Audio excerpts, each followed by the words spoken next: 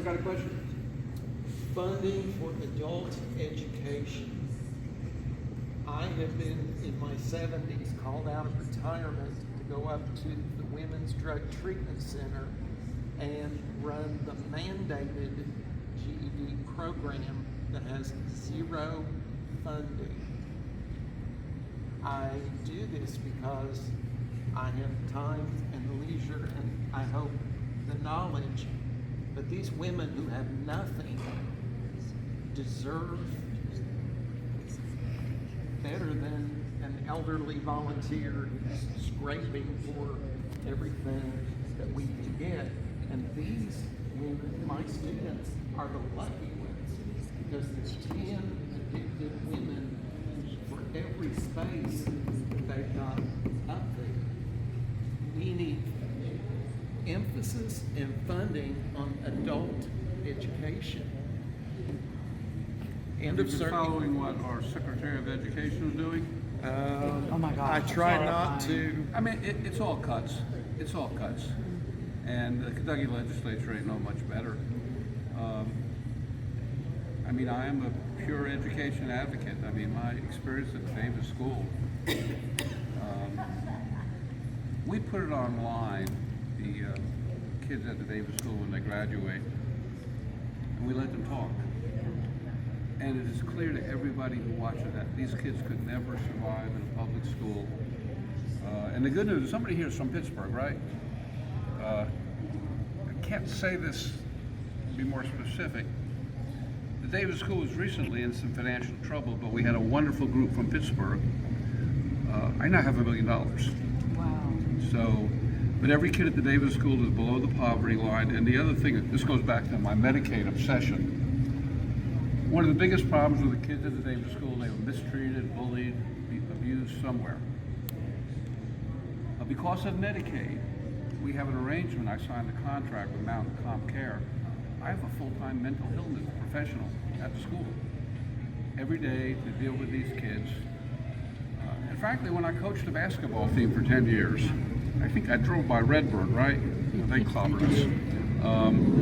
Those kids didn't have fathers.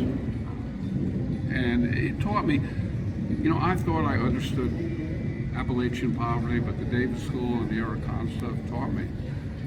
But you're right, I think the cure for just about every evil we have is just better education everywhere. You know, there's bills to make community college free. I was actually in the car with a guy named Paul Patton. Have you heard of him? He's 88. He's running around campaigning with me. But he gave me a stern talking to. He said, Ned, if you get to Congress, you got to pump as much money as you can in education as you can. And I gave the former governor my word. By the way, he's fine. He's 88. He actually lives on campus at the University of Pikeville. If you go to his office, it's actually a replica of when he was governor, but he is chancellor of the University of Pikeville. Do you all remember Governor Patton? Oh, yes. Shows your age, but yeah. What he's best known for is University of Pikeville. He took that sleepy little Pikeville college. It's now this sprawling university. But he's fine, and he's actively campaigning for me.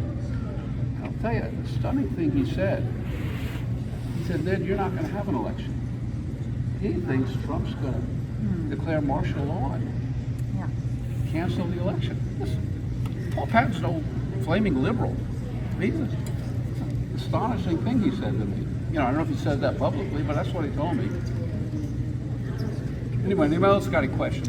Well, so what do you think about that? I mean, wow, like that's mind-blowing. I was really hoping that wasn't even on anybody who's actually campaigning. That's not going to deter you from reaching out or continuing to move forward. I mean, there were some of Janet's campaigns I didn't enjoy. She had some really vicious attacks. Sure. I don't know if you remember the big issue. I guess you get YMT here, right? Yes. One of the big issues in Janet's campaign is they accuse her of identity theft. She should have run as Mrs. Ned Pillersdorf. But some of our campaigns were tough. I mean, we won most of them. We didn't win them all. But I've actually enjoyed this campaign. And to me, with what's going on, we got to fight back. I think the Republicans, they're smart. They have made the decision that low-income people don't vote. They don't give money, obviously, and they crush them. And, you know, will people come out of the hollers in the 5th Congressional and say we're tired of No. what's going on and fight back? Your sign twice already. And you know, Because they keep destroying it. you know, one of the places where I've had the warmest reception is Letcher County. That's the county where Janet always had, she ran against the Letcher County opponent.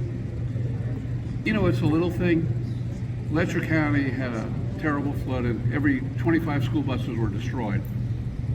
So we got Congress to appropriate $3 million. Elon Musk clawed it back. I mean, you think Letcher County has any money?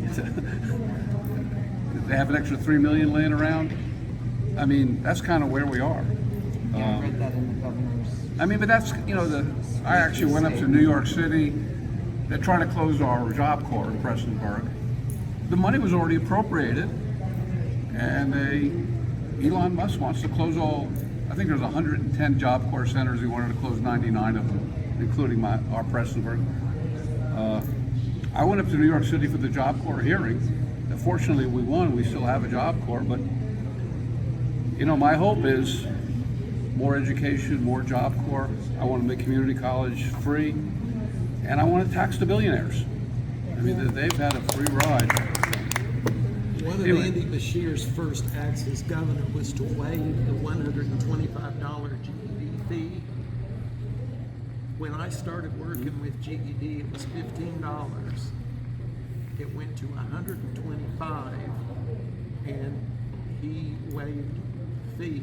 Up until that time, we had to have fundraisers to raise the money to pay that fee to keep people moving forward in their lives. $125 is a lot of money to somebody who has to decide, do I pay for a GED or do I pay the electric bill? I've said this everywhere. We have the best governor in the country. It's weird how I met Andy. It wasn't through our Vanderbilt connection. Remember my clients were blocking the railroad tracks when they got shafted, the black jewel miners? I went down there the concern was they were actually committing a crime. You're not allowed to block the railroad tracks because you didn't get paid. And that's where I met Andy, when my black jewel miners, and I went in there and I showed up and I met with the state police. I said, you guys going to be arresting my clients for blocking the tracks? And the state police said no, they were actually eating pizza that was ordered by Bernie Sanders, if you remember that. But that's where I met Andy. And he was really nice. I got this American Bar Association Lawyer of the Year award, and he made a nice video. You know, I told him to do a video blasting the Social Security Administration. Unfortunately, he talked about me too much, kind of like what Janet did, but I think we got a great governor, and I think he's got a real shot at being our next president. I mean, when the Democratic Party's been down, we do very well when we elect Southern governors. I'm thinking about Jimmy Carter, I'm thinking about Bill Clinton. We have to win. We cannot have them win again. You know, I'm optimistic that Andy would be a wonderful choice as how does he have almost a 70% favorability rating in Red Kentucky?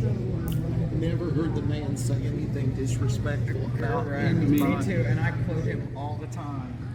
Oh, he's by the way, he's clearly running for president. He's definitely got my ear because I appreciate the way he incorporates the interconnectedness of all the humans. and Anyway, I all hope the you all stay important involved, things. okay? Appreciate you having me, okay? Appreciate you.